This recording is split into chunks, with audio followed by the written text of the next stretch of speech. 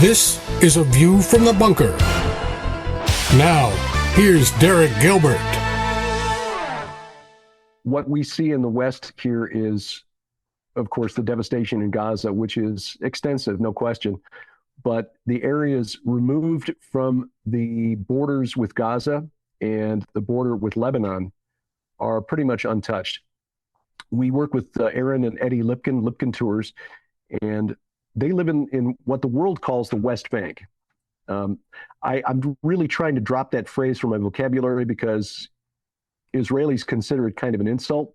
I mean, the West Bank of what? West Bank of the Jordan River, which implies that it's still part of Jordan or should be an independent state of its own. No, it's Judea and Samaria, the biblical heartland. 80% of the Bible's history takes place in Judea and Samaria.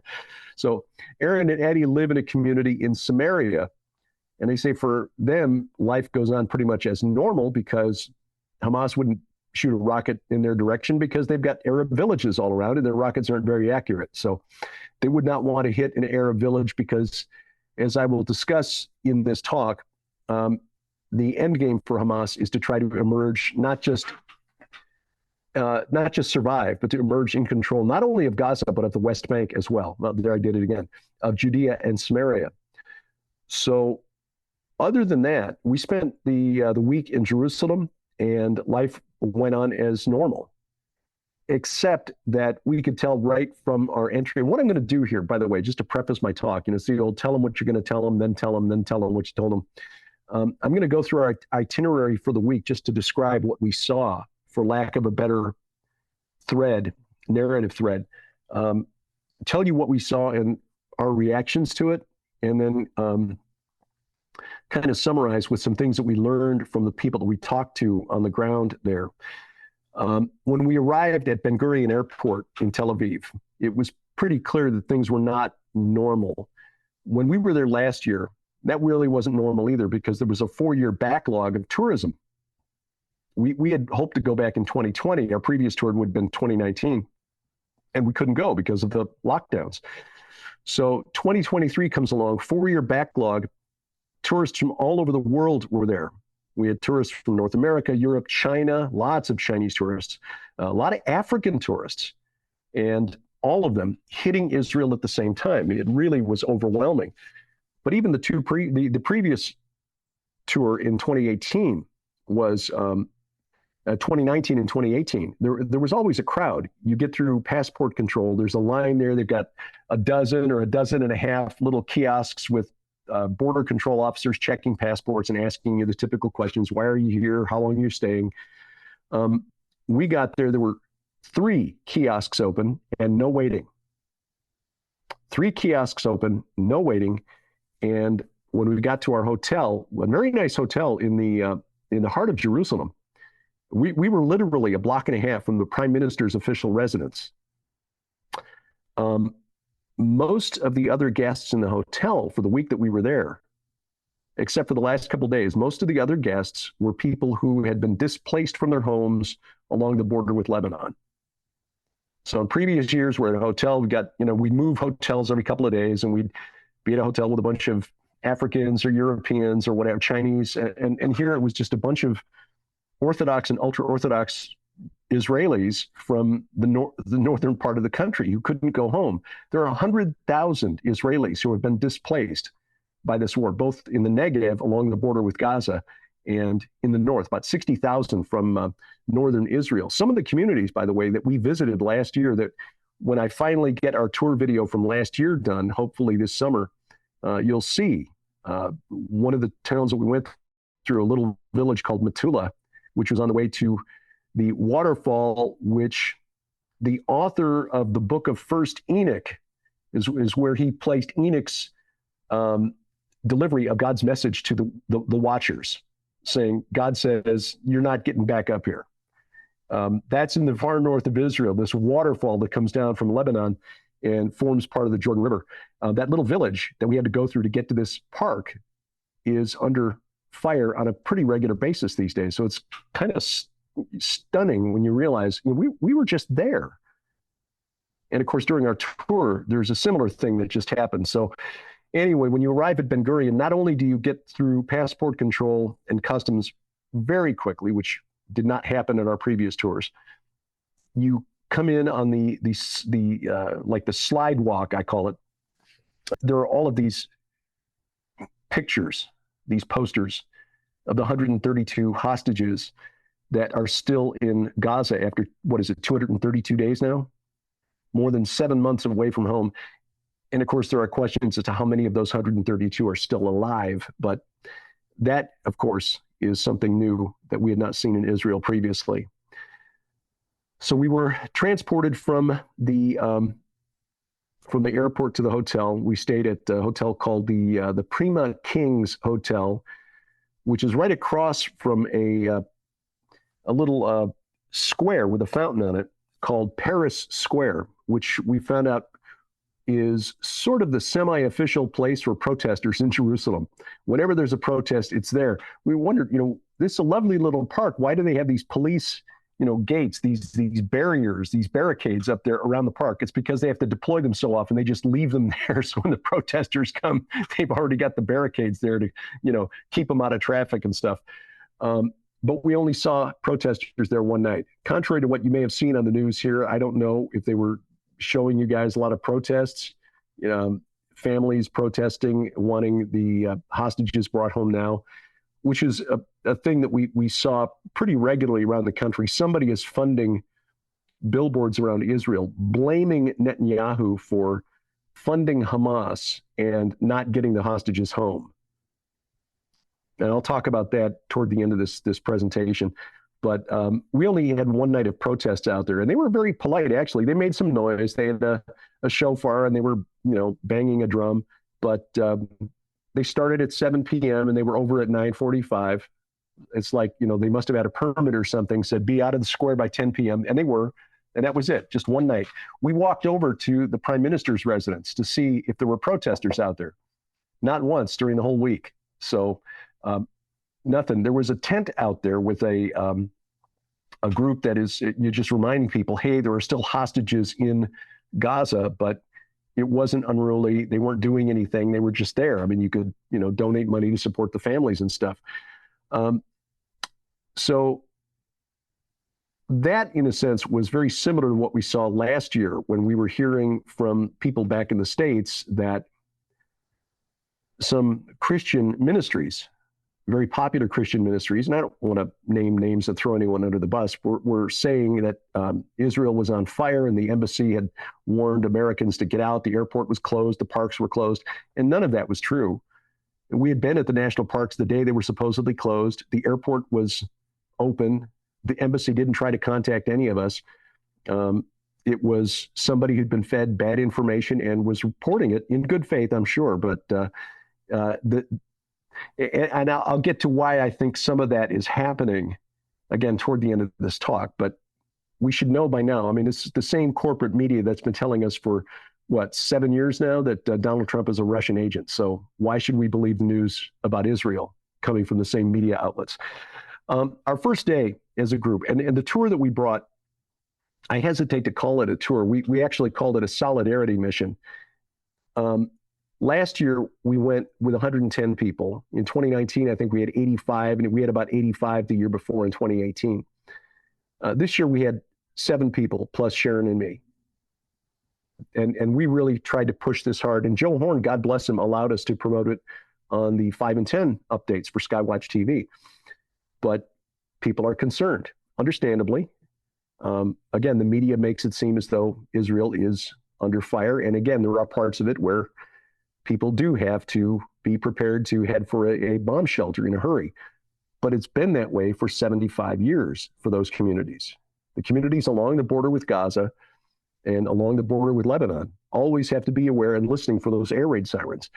Our first day, the group went to Tel Aviv, and we visited several places in Tel Aviv. And again, this will give you an idea of why this was not a typical tour. We didn't want it to be. We wanted to see with our own eyes what was going on in Israel, what is going on, without the filter of the corporate media here in the West.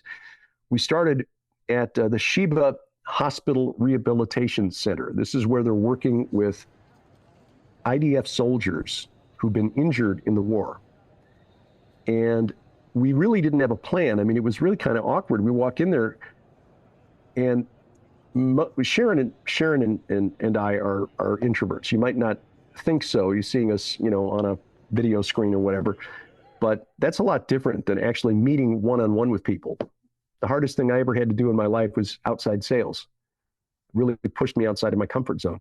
Getting in front of a group and teaching and talking, that comes easy now. I've got a passion for that, but meeting people one-on-one, that's hard.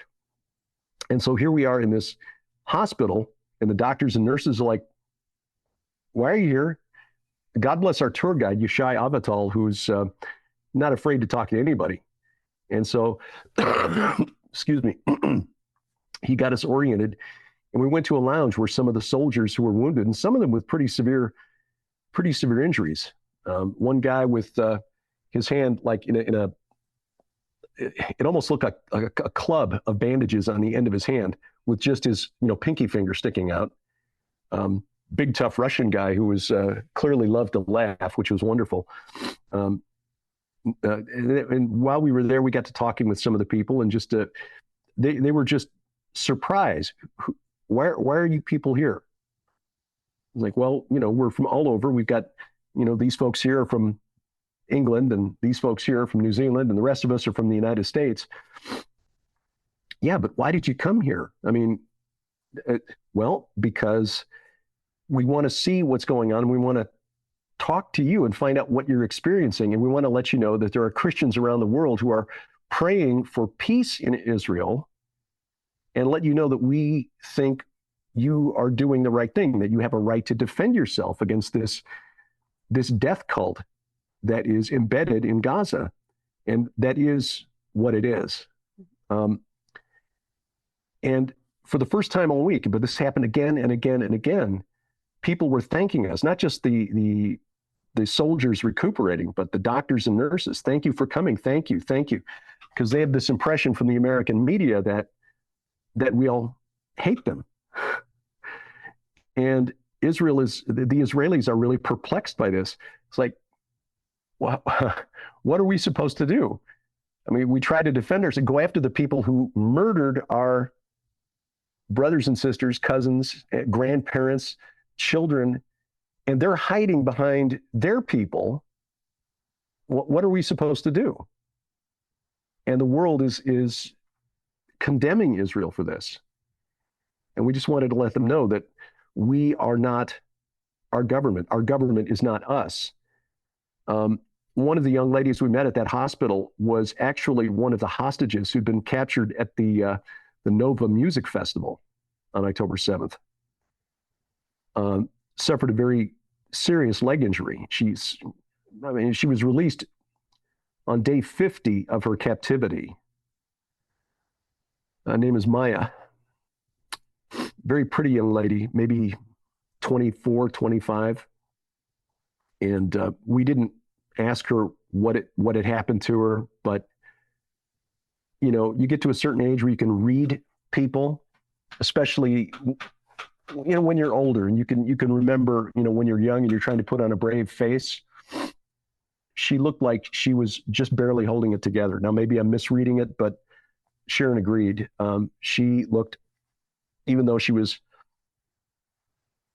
talking like everything was fine and everything was cool, and it's all good, but here she is sitting in a wheelchair with her left leg bandaged up almost to the hip. And again, don't know what the injuries were that she sustained or what happened to her while she was in Hamas captivity. But if we were reading her correctly, there was something that happened there that she's going to have to process for the rest of her life. And again, there's still 130 of the hostages that are still being held, presumably because, again, there's question as to how many of them are still alive. Met a young man named Roy, who I need to send a text message to, because we got to talking and found out that he'd actually lived in the States for a while in St. Louis, which of course is where Sharon and I got married. I lived there for about 16 years. And for some unknown reason, he was wearing a Dodgers cap. So, Roy, if you were in St. Louis living there, working there, why are you wearing a Dodgers cap? I said, I don't know. I just like the look. Like, okay. And then he shared that he had gone to some auction at some point and he bought a Yankees cap, and he had a Yankees cap, very old, he said. And it was signed by some American baseball player. His name was Bobby Ruth. Is it Babe Ruth? Yeah, Babe Ruth. That's the one. Say, are you kidding me? He bought a baseball cap signed by Babe Ruth and had no idea. So anyway, I'm going to text that young man and say, look, send me your address. I'm going to send you a Cardinals cap and a Cubs cap. So you've got two of the better caps for your repertoire there. That was powerful. We were impacted by that, seeing these young people who'd, again, the soldiers, they kind of expected to be in harm's way, but that young lady was just there for a music festival. And, we can question her choices. The music festival was called trance music. And it's very repetitious, no vocals, and it's intended to induce an altered state of consciousness. But that doesn't justify what happened to them at 6:30 in the morning on October 7th. When we drove to, well, I'll get to that. We went to the site of the music festival. From there, we went to Hostage Square in Tel Aviv, which is, you probably table there that's set for the Passover Seder with the empty chairs for the hostages that are still missing. It's much more extensive than that now. They've got a replica of a Hamas tunnel, which you can go through. The difference is that when you go in that tunnel, you're going to come out the other side.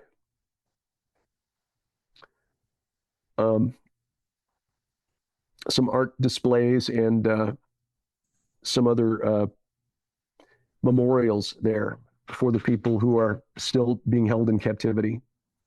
The yellow ribbon, you might notice some Israeli politicians wearing those now. We've got our commemorative yellow ribbons that we brought home with us, which I'll start wearing on Skywatch TV here shortly. One of our tour guides from last year, Ron Silberman, who was a Messianic Jew, met us there for lunch. That was nice to reconnect with him. The thing that really struck us about all of this is that even there, in and around that square, and Tel Aviv is a very different place from the rest of Israel. Other Israelis refer to it as the country of Tel Aviv. It's there are two Israels. There's Tel Aviv and then everything else. That it's the site of the largest LGBTQ festival in the Middle East. And the rest of Israel is just not on board with the way Tel Aviv lives. Tel Aviv is very Western, very secular. But again, even there, the reminders of what happened and the solidarity of Israelis behind the idea that Hamas needs to be eliminated is constant. They may not be united behind Benjamin Netanyahu, but they are certainly united in this goal of eliminating Hamas, except for, a group that I'll talk about again at the end here. After lunch, we went to another place. We came back to Jerusalem, and we went to a Christian ministry called Bridges for Peace. And we volunteered for a couple of hours in the afternoon.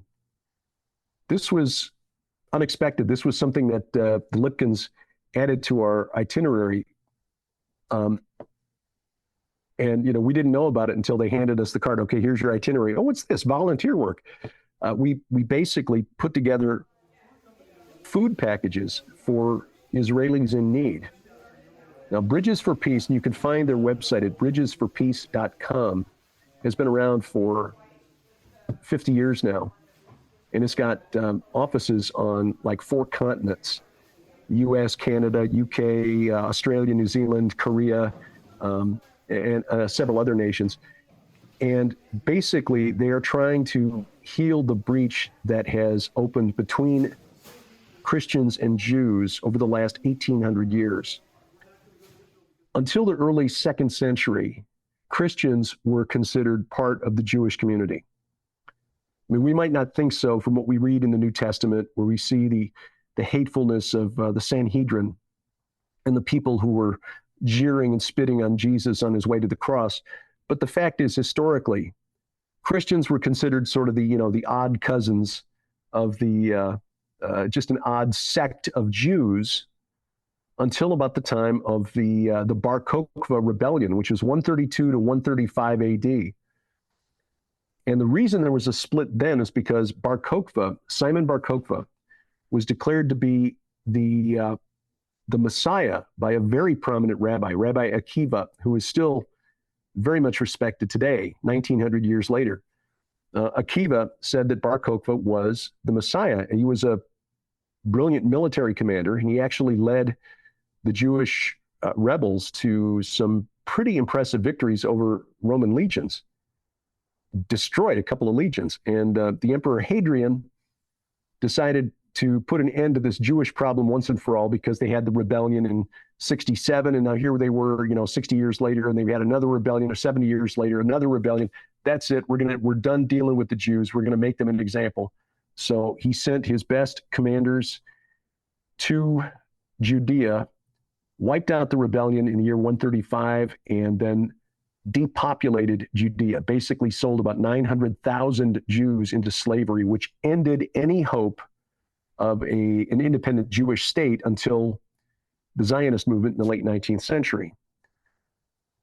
Bar Kokhba, because he'd been declared Messiah, Rabbi Akiva was authoritative. So Jews were like, yes, okay, we'll follow him. But when he demanded that Christians follow him, Christians were like, well, wait a minute. Now, our scriptures say that when Messiah returns, he's going to be coming in the clouds in great glory. And we see you are standing on the ground, Simon. So you're not the guy. And so Bar Kokhba had a lot of Christians imprisoned, some mutilated by cutting off their thumbs and so on. And that led to some real bad blood between the Jewish community in Judea and Christians. And the enemy, by which I mean principalities and powers, cosmic rulers over this present darkness, Satan and his minions, has exploited that for the last 1,800 years. When Constantine legalized Christianity in the early 4th century, for a lot of Christians, it was like, okay, now it's time for payback. And Jews became the target of a lot of persecution from Christians, now that Christians had the upper hand in the Roman Empire. Jews with 1,800 years of history like that, and based on what they've been taught, they still think Adolf Hitler was a Christian, many of them. They are very uncomfortable with Christians generally. So Bridges for Peace works to say, look, we love Israel, we love the people, and we understand that we are just grafted, and we are the wild olive branches that have been grafted into the tree. So we are here to help you and support you. They will take food offerings, food baskets to the few Holocaust survivors that are still around, many of whom have no one left to help them. Others who are new arrivals from places where they're being kicked out. Jews arriving from places like,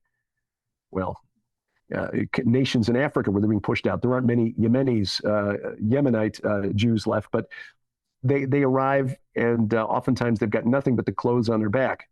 And so they will supply them with food and other assistance and sources. So that's what Bridges for Peace does. And our little group, we packed up food baskets. Well, plastic bags, but, and we did like 4 pallets worth in the span of a couple of hours. And all of us were so touched by the opportunity to actually put our hands on something concrete that was going to help somebody in need in Israel. We've asked the Lipkins to put that on our tour for next year. Now, how they can, based on the size of that room, we kind of filled the room with 9 people. So if we bring 100, I'm not sure how we're going to, make that work, but they said they'll find a way to make it happen. So, but again, bridgesforpeace.com if you want to find out more about what they do, and if you're so led to support them, based on what we saw, we would encourage that. That was day 1. On the second day, we went to the Negev. That's the desert in the south of Israel. That's the area at the western part of the Negev borders on Gaza, the area that was attacked on October 7th. Our first stop was the town of Sderot. Sderot is a city of about 35,000 people, and at its closest point, it's only half a mile from the Gaza border fence. This was the town where Hamas militants on motorcycles and pickup trucks made it into the city center and surrounded the police station there, trapped 30 people inside the police station, police officers and civilians, who were all killed in the firefight. We first went to the overlook.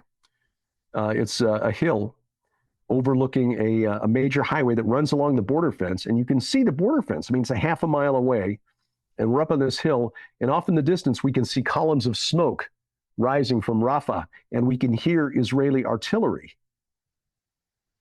It was surreal, for our guide to tell us as we went there. Now, if we hear the sirens, I'll tell you what to do. Just know that we'll have 15 seconds to get to. Most likely, it will be fine. We'll probably just stay in the van and put your head down between your knees and, hands over your head. It's the old duck and cover thing from the 50s and 60s. And Sharon and I started laughing because we were thinking about, what was it, Chicken Run? Put your hand between your knees and kiss your goodbye, But we didn't experience any of that, thankfully. We were startled to see how close this town was. And as you looked off to the north of Gaza, how close the major city of Ashkelon is. Ashkelon was one of the busiest ports in the Mediterranean back as far back as the Middle Bronze Age, and it borders on Gaza. And this is, well, don't want to get ahead of myself here. Sderot was powerful for a couple of reasons. First, we went to a playground there. Our guide wanted to show us how the people of Sderot have managed to live normal lives while living right next door to an enemy that wants to kill them. The playground equipment, they've got these big caterpillars, probably, 40, 50 feet long, tall enough that an adult can stand up inside of them. So, good 6, 7 feet. The interior, maybe 6.5 feet high, made of concrete, built to withstand a Hamas rocket or a mortar round. So the children, when they're playing on the playground, know that when they hear the air raid siren, run into the green caterpillar and stay away from the opening, stay away from the door. What kind of childhood is that? And in fact, this particular playground had been hit by a rocket on October 7th. I got pictures of the shrapnel marks on the face of the big green caterpillar. It's astonishing, but for more than 20 years, the people of Sderot have normalized what is not normal. It's the way they put it. They've normalized what is not normal. Children playing on a playground with playground equipment built of reinforced concrete to withstand missiles and rockets and mortar rounds. And from there, we went to the police station that had been attacked on October 7th, or rather, the place where the police station once stood. Because the way the siege of the police station in Sderot unfolded, one of the Hamas terrorists it was in the middle of a residential neighborhood, all right? Apartment buildings on one side of the street. Looked like a typical residential development in any modern Western city, row of apartment buildings on the opposite side of the street, police station on, facing it. A Hamas terrorist had gotten up on the roof, a sniper on the roof of the apartment building. And when the Hamas pickup trucks and motorcyclists surrounded the police station, were firing into the police station, whenever anyone would try to come to the aid of the police officers, the sniper on the roof would pick them off. And we heard this from the deputy mayor of the city. As we were walking back to our van, we encountered the deputy mayor, who our guide recognized from news reports.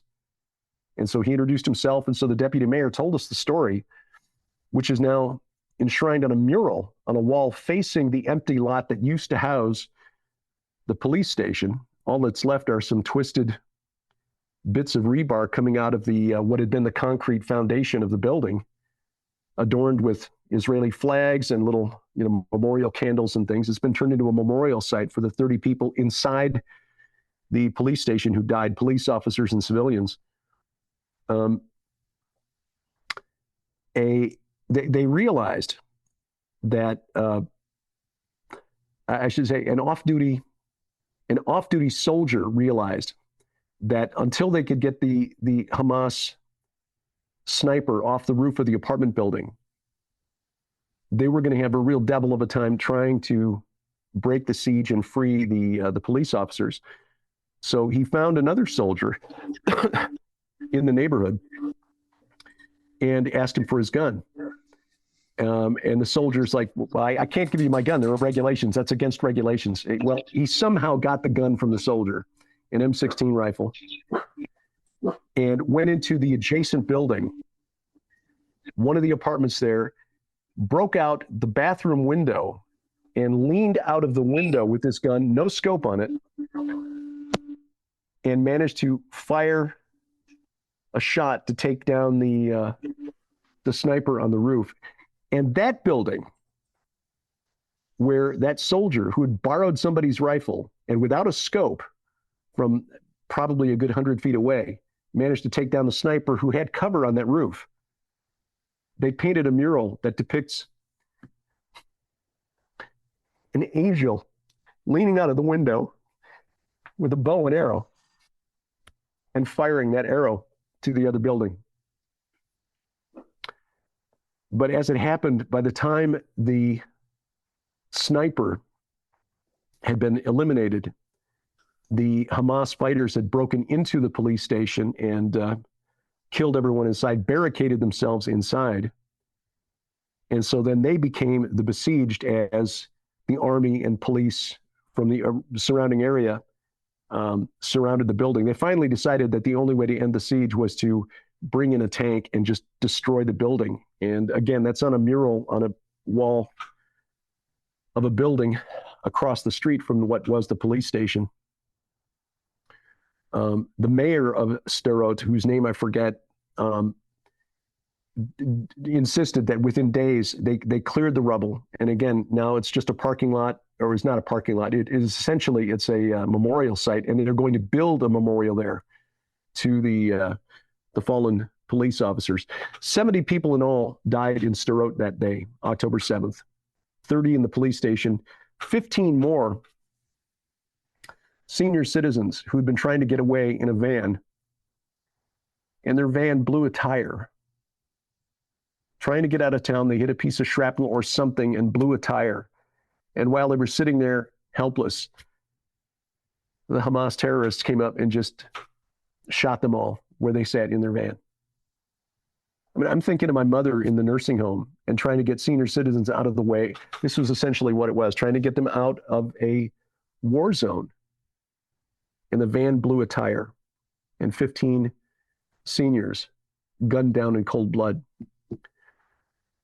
From there, we went to the Nova Music Festival. This is called the Supernova Sukkot Festival, because this was being celebrated the weekend of the end of the Feast of Tabernacles. And you probably have seen the stories on it, so I won't go into detail here, but 364 people died at the festival. Another 40 were abducted and taken to Gaza. One young lady, as I mentioned, we met driving into the site of the festival. It was sobering because if you remember the drone shots of the road and how it was choked with cars that were burning, that they were stuck in traffic and the terrorists were just able to walk them down and just shoot them as they sat there trying to get away. You still see the scorch marks on the road. And every time you drive past it, you realize somebody died there. It's just a reminder of who Israel has been living next to for decades now. when Ariel Sharon turned over Gaza in 2005 to the Palestinian Authority, and then the Palestinian Authority representatives were murdered by Hamas when Hamas took over, the military wing of the Muslim Brotherhood. This is who Israel has been living next door to since about 2006. So the site of the festival, which was not even supposed to be held there, by the way, the original site was elsewhere, and I heard a couple of different stories. One was further east in the Negev. Another, somebody said it was supposed to be in Tel Aviv. But either way, it was not supposed to be there on the border with Gaza. And it was moved just a few days before the event. So it's not like Hamas planned to hit this event because they didn't know it was going to be there. They moved it at almost the last minute. It's when they broke through the border fence and some of the, the paragliders are looking around and suddenly they see this big party with a couple thousand kids there. What a soft target. So they communicated with one another and they gravitated to the site. And that's why that was the single most devastating attack there of the entire day. The single most loss of life of Israelis since, in a terror attack anyway, since the founding of the state in 1948. But because of the 4,000 Hamas terrorists, so many of them gravitated towards this location east of the Gaza Strip. Other communities that might have been overwhelmed, even Ashkelon, the city to the north of Gaza, were spared. Sderot, where 70 people were killed, might have been even more badly hit. But it's just tragic that these kids who were there for this music festival wound up being like a flame for these moths to come and destroy. So it's been turned into a memorial site where there are pictures of all 364 dead and pictures of the other 40 who were abducted. Again, a very powerful site. A lot of people making trips to these locations. There is a sort of, I hesitate to call it tourism industry, but there are a lot of people who are making pilgrimage to pay their respects at these locations. The other site that we visited down in the Negev was a small village called Ofakim, Ofakim, Ofakim, which was very badly hit. We walked into the community and saw a number of buildings still with massive holes in the walls. One of the homes that we saw, and we talked to people in the neighborhood there, the neighborhood trying to do something to bring in some income to help, support themselves, selling refreshments to people who are coming to visit. And there were, again, a lot of people, mostly Israelis, coming from the rest of Israel to see with their own eyes what had happened there. We talked with residents who shared their stories of what happened on October 7th. One fellow who had downloaded security camera footage from the camera on the front of his home, showing us how the family dog had been gunned down by the terrorists while it was trying to get back inside. The dog was terrified. He was no threat to the terrorists. He was trying to get in the house, and the terrorists shot him dead in the front door. And then they broke into the house. Now, I don't know if you've heard this story. A woman named Rachel Edry, a grandmother, she and her husband were at home, husband David, and 5 terrorists broke into the home. And thinking quickly and having some understanding of psychology, perhaps, she said, you boys look hungry. You boys look hungry. Can I cook something for you? Look, I've got something on the stove over here. And so she started feeding them and baking cookies and making coffee and, basically getting them to calm down, relax, and keeping, basically feeding them while carnage is happening outside. Gunshots, gunfire all around, explosions in the distance. And she's got 5 of these murderous terrorists sitting in her kitchen, and she's feeding them while her son, who's a police officer in the community, is rounding up help. She sees him out the window, doesn't give him away. She signals to him. There are 5 of them. After 20 hours, her son comes in with reinforcements, neutralize the terrorists, and that young man rescues his mother and father. We heard this story back in October as we watch I-24 News, the English language news channel out of Tel Aviv. And we never thought, we would see the house with this woman. I mean, this is an epic story. A Jewish grandmother defeats 5 terrorists with her cooking. You cannot make that up. But her home still has holes in the walls. And I think it was her grandson that was showing us the video of the terrorists outside. But the neighborhood there is just devastated, and they're just doing what they can by showing people this is what happened, leading tours of their neighborhood, and then asking for donations. So we passed my hat and we took up a donation for the community there. Rachel Edry, though, she is legend. Sadly, we were told that her husband had suffered a heart attack the week before we got there, and he had passed away. So we did not get to meet her, but we saw the site of that epic story. That night, Avi Lipkin came and gave us a talk on the situation. Have you ever heard Avi Lipkin give a presentation on the geopolitical state of affairs in the Middle East? That was riveting. In fact, I recorded that, and I'll be releasing that on YouTube. We'll see if that'll get us canceled, probably. I may have to edit some things out that Avi said just to get past the censors. We'll probably do the uncensored version on our app so that we don't have to worry about censorship there. But I just remember, and I had the opportunity finally to tell him that when I first heard him speak at a Prophecy in the News conference, probably 12 years ago, I thought he was really radical. That, boy, this guy is a hardcore Zionist. I'm not sure I can go along with this. Because I was still, indoctrinated by the Western media's impression of Israel. What was about Israel? Come to find out, everything that Avi was saying back in 2011, when I first started listening to him, he's been right. So, and we got to tell Aaron that as well. The next day, we went to a location called Gush Etzion. That's Etzion, Gush, Gush. You can look it up.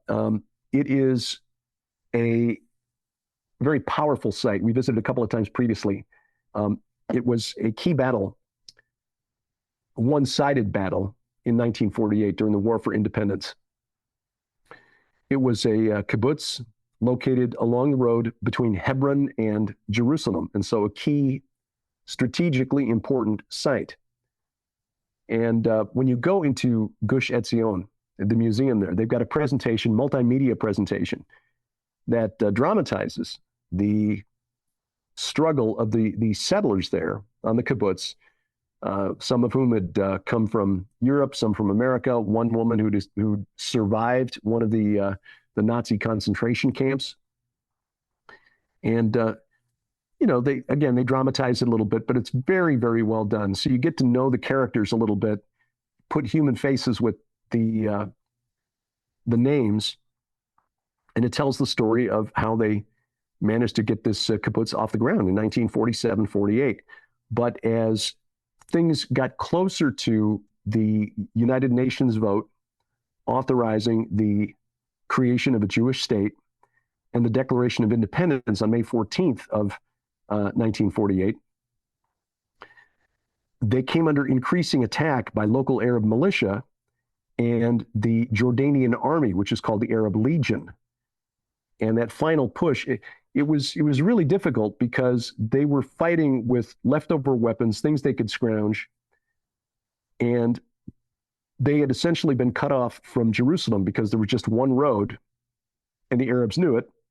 And so relief columns had to come down that road, and were often getting turned back because they couldn't break through, or In one case, they did get a relief column, supplies, but the vehicles were ambushed on the way back and destroyed. And in fact, when you drive on that road from Jerusalem down towards Gush Etzion, the vehicles that were destroyed as part of that relief column are alongside of the road. They've been restored and turned into a monument, a memorial for the members of what they called the Palmach, which was the militia during the War for Independence, who had lost their lives trying to lift the siege of Gush Etzion. Finally, just numbers wore them out. They ran out of ammunition. They tried to surrender. And instead of allowing them to surrender, here's the story, the way it was told at the site. They had all the men and women in the kibbutz, 121 people, stand together. They said, okay, look, we're just going to take a picture. And so everybody just here, look in this direction. And then, of course, they opened fire with machine guns and killed them all, except for a few remaining members of the kibbutz who were in a bunker, down beneath, blast doors. And again, they're showing this to you in a well-produced Hollywood quality movie as we're sitting in there watching this.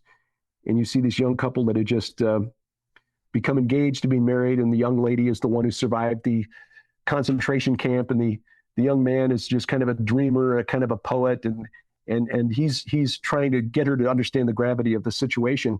Don't you understand? They're outside, they're out of ammunition. We can't. And she's saying to him, I've decided on the music for our wedding.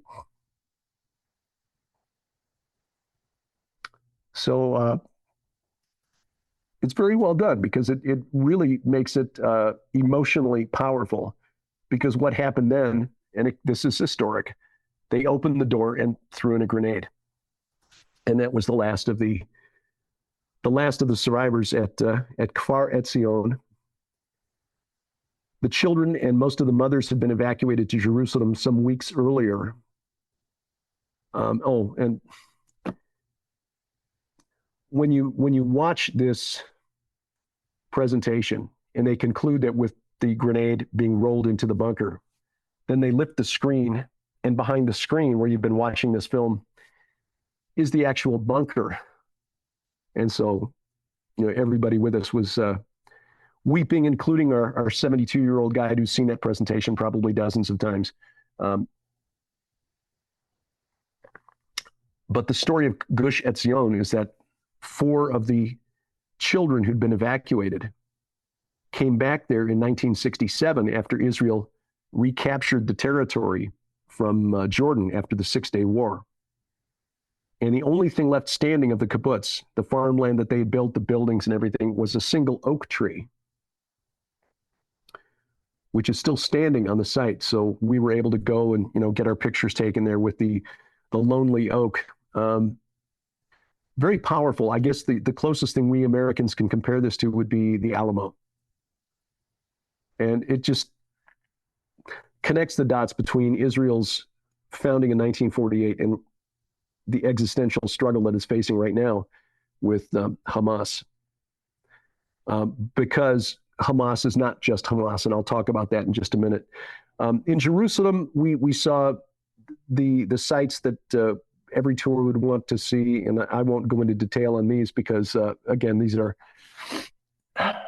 fairly typical, and I've talked about them in the past. The Mount of Olives, the actual historical crucifixion site outside the Church of the Pater Noster. We'd hoped to go in and see the burial tomb of Jesus under the Church of the Pater Noster. We found out that it's closed for repairs until October, so we didn't see that. But Gethsemane, we got up on the Temple Mount, and the Temple Mount was practically empty. First time we've seen that.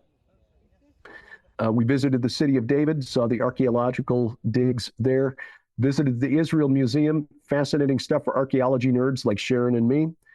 We also went to the Friends of Zion Museum, which is a rather interesting experience in itself, in that you see that there have been Christian Zionists going back several hundred years who have helped facilitate the creation of Israel.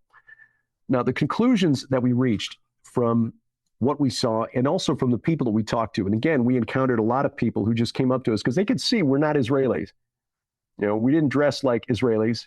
For one thing, us guys on the tour, we weren't dressed all in black like most Israeli men for some reason. And of course, we're obviously not Orthodox or ultra-Orthodox.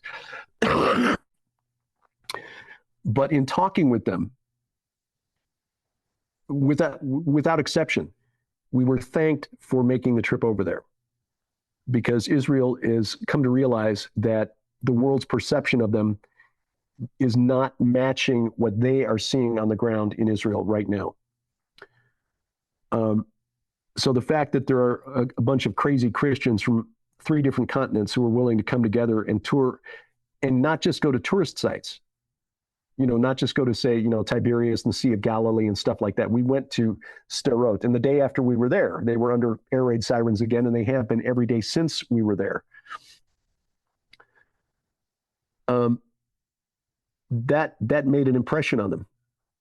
And we pray it plants some seeds for some reconciliation between Jews and Christians, because I've had some engagements on social media this week with people who are convinced that I have made Israel an idol. I disagree respectfully, because I've done enough reading on the history of Islam to understand what Israel is facing in the Muslim Brotherhood and its military wing.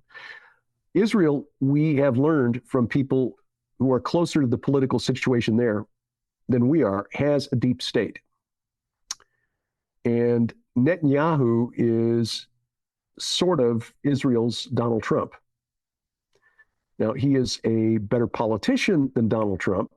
He is much more polished in what he says in public. But like Donald Trump, his reputation may be bolder than he actually is. This is the impression of the Israelis that we've talked to. We in the West have this idea that Netanyahu is a bulldozer. He's a dictator. He wants everything his way, and he's going to do whatever he can to get it to really, because if that were true, he'd already have the judiciary reformed, and Hamas would have been crushed a long time ago. The impression of the Israelis that we trust over there is that Netanyahu is not as forceful as they would like him to be. He works within the system as much as he can, and because of this, he doesn't get things done that he wants to get done, because like our system in America, the left has co-opted it. They figured out where the pressure points are to apply power, so that even with a minority, and believe me, the liberals in Israel are the minority, but they can still hamstring the conservatives because they've got control of the judiciary, which still has the power to basically reject any law, strike down any law that they consider unreasonable, which is basically whatever the right wing wants to get through the Knesset. The other thing that we came away with was this, and I've heard some Christians make this statement, that this October 7th was such a disaster for Israel, and that the IDF and the Mossad and the Shin Bet are so competent that Netanyahu had to be complicit in letting this happen. This is not the case. It was not Bibi's fault. I repeat, this was not Netanyahu's fault. He was not complicit. The Mossad and the IDF, the Israel Defense Forces, made 2 key mistakes in that they depended on technology to replace human surveillance along the border fence. They believed that with AI and surveillance cameras, they would be able to secure the border fence and free up soldiers who could be doing other things, or just have fewer soldiers. And apparently, again, this is according to Israelis who are closer to the situation than we are, they believed the words of the Egyptians and the Qataris that Hamas is deterred. They have no intention of doing this because they know they could never win. So, no, you have nothing to worry about. And so during the previous government, you remember that when Netanyahu was voted out previously, his coalition fell apart, and this strange coalition led by Yair Lapid and Naftali Bennett came together. Bennett, who's a conservative, Lapid, who's a liberal, and then you had the Arab bloc in there as well. First time that the Arabs have ever been part of the governing coalition. They expanded the number of work permits for people from Gaza to come over into Israel, because they believed that if we make the Gazans partners, where they benefit in the economic boom that is taking place in Israel, we'll have peace. So they expanded the number of monthly permits by a factor of 5, I think. And this was under Benny Gantz and Naftali Bennett, Yair Lapid, their government. What actually happened, according to news accounts, is that the Gazans who were going over and working in these kibbutzim in the Negev was conducting intelligence, surveillance. They found dead Hamas terrorists in some of these kibbutzim that had detailed maps of the villages that they had attacked, showing which homes had dogs, which homes were religious, and so they wouldn't be home on the day that they were planning to attack, the last day of the Sukkot festival, where the weapons were kept, where the police stations were located. This is what they did with these the expansion of the work permits. And again, this was under the government during the gap between Netanyahu and Netanyahu. The other thing is this, Bibi is not told everything by the army. And again, this is Israelis we know who are connected to people who are still in the military. Apparently, and this is where Netanyahu and Trump are very much alike. The military doesn't trust Bibi. We were told that the IDF, you have a very difficult time of being promoted if you're not a liberal, if you're not a socialist, basically. So the ones who are highest in rank, the ones who are going to report to the prime minister, don't share his political views, and they don't trust him. So they don't tell him everything. We saw similar things here in the United States with Donald Trump, with chief of staff not telling him everything, things that they don't want him to know. The intelligence community kind of tailoring the presidential daily briefing to leave out things that they don't want him to know because he might do something dangerous. Apparently, Israel's got a similar situation with the IDF and Benjamin Netanyahu. So they withheld information, only told him what they wanted him to know. So here's the thing. The IDF knew what was going on the other side of the fence. They knew that Hamas was drilling for what they did with their bulldozers and tractors to go and tear holes in the fence at dozens of points to pour through. And either they believed in their own mythology that we're so powerful, Hamas is deterred, they're just doing this to, keep public support behind them, or they wanted to let it happen to take Bibi down. Because as we learned from Caroline Glick, who's a columnist, writes for the Jewish News Service, jns.org. Oh, Gloria just woke up. There are activists now who are protesting on the streets of Israel, the same groups that were protesting judiciary reform a year ago, protesting now, wanting elections now, get the hostages home now. It's Netanyahu's fault. It's all his fault. According to Glick, and this was found by messages on a WhatsApp group that were made public by Israel's Channel 14, which is their equivalent of Fox News, conservative news channel, that the activist who's coordinating these protests is taking marching orders from the Biden administration. According to this guy and these messages that were made public as he was sending them out to his WhatsApp group, to his followers, that Benny Gantz, who's part of this wartime cabinet, this unity government, agreed with the White House to join the government last October, but only for 6 weeks, and then to pull out, cause the government to crumble, and basically force Netanyahu out of power. Well, Gantz didn't do that, so they gave him another deadline, January 1st. That passed. Gantz didn't pull out of the government. They gave him another deadline, March 15th. Didn't happen. So finally they said, okay, you remember when Gantz came to Washington, D.C., which is kind of weird because, again, he's not part of the Likud party. He's not in Netanyahu's political party. He's opposition, but he joined for the sake of unity. He was summoned to Washington, D.C., and basically told his services were no longer required. And that's what the message that this radical activist was putting out there to his followers, and that he had been given the green light to start stirring up trouble on the streets.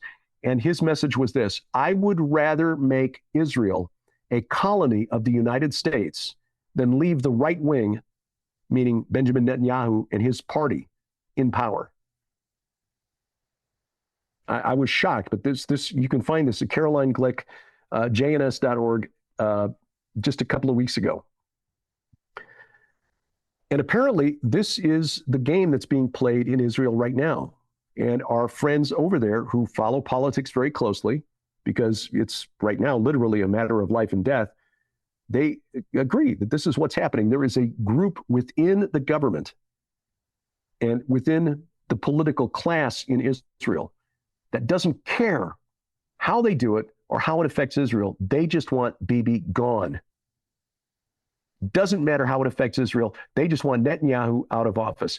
It's like what's happening with Trump. They don't care what happens to the country. They don't care how they have to shred the Constitution to do it. And the precedents that they are setting with these ridiculous cases that they're bringing against Trump, they just want to keep him out of the White House because, like Trump, Netanyahu is an outsider. We were told, and I didn't realize this until this trip, that because he was educated in the United States, not in Israel, that he is not considered part of the club.